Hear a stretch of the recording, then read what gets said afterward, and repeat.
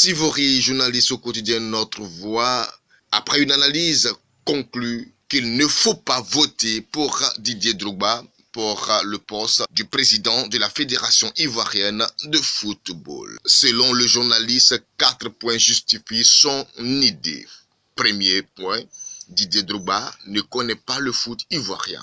Au second point, il va dire que Didier n'est pas intéressé par le foot ivoirien. Pour lui, en troisième point, l'ex-capitaine des éléphants de Côte d'Ivoire n'a rien fait pour le football ivoirien. Et enfin, Didier Drogba n'est pas patriote. Nous faisons lecture de son analyse.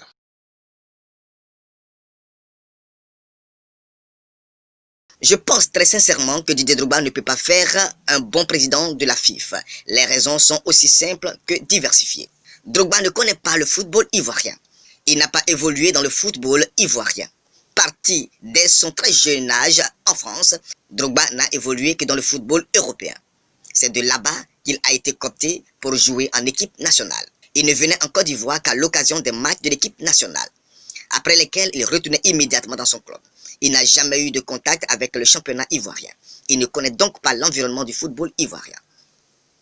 Deuxième point, Drogba n'est pas intéressé par le football ivoirien.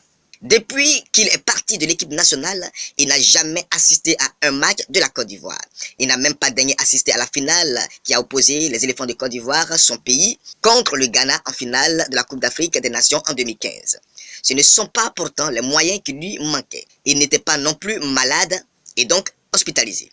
Est-ce que vous pouvez imaginer Samuel Eto'o absent à une finale du Cameroun, quelle que soit la compétition? Non.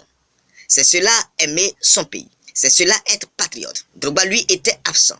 J'en conclus pour dire qu'il n'est pas intéressé par le football ivoirien. Il n'est donc pas patriote, car c'est aussi ça, le patriotisme. Je pense qu'il cherche quelque chose au plan international. Il veut se servir de notre football pour l'obtenir. Quand on dit ça, il s'en trouve qui disent que Drogba ne s'intéresse pas à l'équipe nationale parce qu'il aurait été frustré et chassé de cette équipe. La vérité se trouve ailleurs. Selon les informations recueillies auprès des responsables qui ont été à l'expédition du Brésil et qui sont aujourd'hui loin des organes dirigeants de notre sport roi, Drogba n'a jamais été frustré. Ces sources indiquent avec précision que si Drogba n'est pas le principal responsable de la débâcle des éléphants footballeurs à la Coupe du Monde du Brésil, il y a une très grande part de responsabilité. En effet, alors que l'équipe se trouvait en préparation et malgré le refus de son entraîneur et du président de l'équipe nationale, Didier Drogba, sans prévenir ses amis, dont il était le capitaine, s'est dérobé pour aller à Marseille pour une publicité avec la filière Café Cacao. Quand l'entraîneur Lamouchi s'est rendu compte que malgré son opposition, Drogba est allé à Marseille pour une question d'intérêt personnel, il a déposé sa lettre de démission auprès des dirigeants de la FIFA. Il a dû revenir sur sa décision sur le pardon des dirigeants. Par respect pour notre pays, il a accepté de ne pas abandonner l'équipe en chemin. Quant aux joueurs, quand ils se sont eux aussi rendus compte de la forfaiture de leur capitaine, ils ne voulaient pas qu'ils reviennent en équipe nationale. Car ils ne comprenaient pas que leur capitaine les abandonne à cause de l'argent, là où eux avaient tout abandonné pour se consacrer à l'équipe nationale. C'est pourquoi, comme vous l'aviez remarqué, les autres joueurs ne donnaient le ballon à Drogba que quand ils n'avaient pas le choix. Résultat, alors que nous avons l'une des meilleures équipes de la Coupe du Monde, nous avions été éliminés prématurément. Et comme si cela ne suffisait pas, quelques moments après la Coupe du Monde, le même Drogba, sans prévenir personne, ni les dirigeants de la FIFA, ni ses coéquipiers, est allé annoncer son retrait de l'équipe nationale sur RFI, la radio française. Quand les responsables de la FIFA l'ont appris, ils ont simplement produit un communiqué pour le remercier pour le service rendu à la nation et lui souhaiter bon vent. Drogba est parti donc lui-même de l'équipe nationale sans pression aucune. Où est donc la frustration? Et même s'il avait été frustré quelque part pour quelqu'un qui ambitionne de diriger la FIFA, il aurait pu se mettre au-dessus de cela. C'est cela la marque des grands hommes. Troisième point, Drogba n'a rien fait pour le foot ivoirien. D'aucuns, pour justifier leur soutien à Drogba, ce qui est leur droit, disent qu'il dispose suffisamment de moyens financiers et de relations pour aider le foot ivoirien. Et qu'en plus, n'étant pas dans le besoin, il ne se servira pas de l'argent de la FIFA. Soit, mais si tel était le cas, Drogba a-t-il vraiment besoin d'être d'abord président de la FIFA pour aider le foot ivoirien? Eto'o n'a jamais été président de la Fédération camerounaise de football. Et pourtant, il fait beaucoup pour le football de son pays.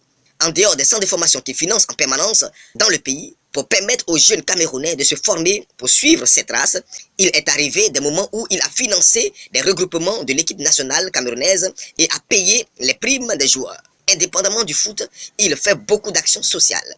Il vient récemment, dans le cadre de la lutte contre le coronavirus, de construire le plus grand pavillon de l'hôpital de Douala. Qu'a fait Drogba pour les jeunes Ivoiriens qui sont tous devenus des supporters de Chelsea à cause de lui?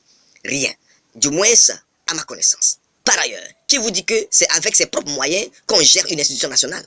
Moi, je n'ai jamais vu quelqu'un qui prend son propre argent pour gérer une institution. Je ris quand on lit que Drogba n'a pas besoin d'argent. Je pense pour ma part que ce sont ceux qui ont plus d'argent qui en ont le plus besoin. Plus on a de l'argent, plus on en a besoin. Et ce sont généralement les plus endettés. Si Drogba peut clandestinement quitter le regroupement de l'équipe nationale pour de l'argent, ce n'est pas l'image de la FIFA qui ne peut pas utiliser à des fins personnelles. Quatrième et dernier point. Drogba n'est pas patriote. Il y en a qui glissent maladroitement sur le terrain politique pour un fait purement sportif pour dire que quand on est gore, on doit soutenir Drogba. Bien dommage. Mais même si cela devait être le critère de choix, moi gore, dans tout mon être, pense plutôt le contraire.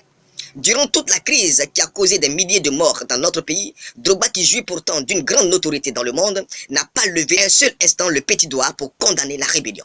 Bien au contraire, il avait toujours donné l'impression de soutenir la rébellion. Aujourd'hui, cela se confirme. À chaque fois qu'il vient en Côte d'Ivoire, il est avec le coup présidentiel Ouattara. Quand le président français Macron est venu dernièrement en Côte d'Ivoire, Drogba était en bonne place. Heureux qu'il est que la Côte d'Ivoire soit dans cette situation difficile par la faute de la France.